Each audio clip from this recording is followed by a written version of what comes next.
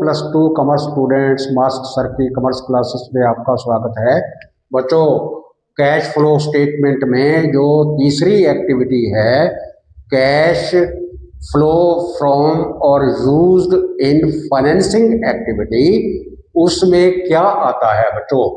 तो कुछ चीज़ें आपको उसमें ऐड करनी है।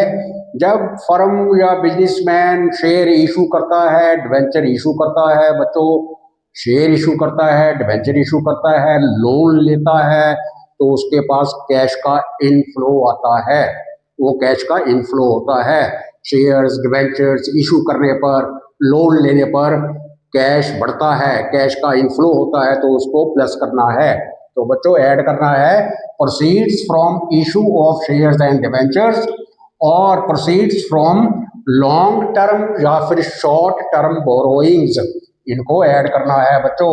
और ये दो चीजों को ऐड करना है। और फिर लेस किसको करना है? लेस करना है बच्चों डिविडेंड पेड।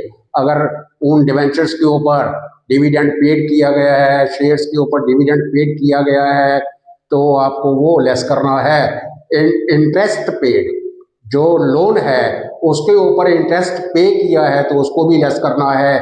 अगर लोन को रीपे कर दिया गया है, जो लोन लिया हुआ था उसको रीपे कर दिया गया है, तो ये कैश का आउटफ्लो होता है, तो उसको भी लेस करना है।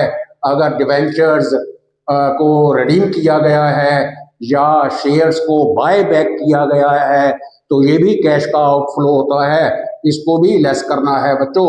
तो इन चीज़ों को प्लस और इन चीज़ों को लेस करने के बाद जो आपके पास अमाउंट आने वाली है बच्चों, वो हो जाएगी कैश, नेट कैश फ्रॉम और यूज्ड इन फाइनेंसिंग एक्टिविटी।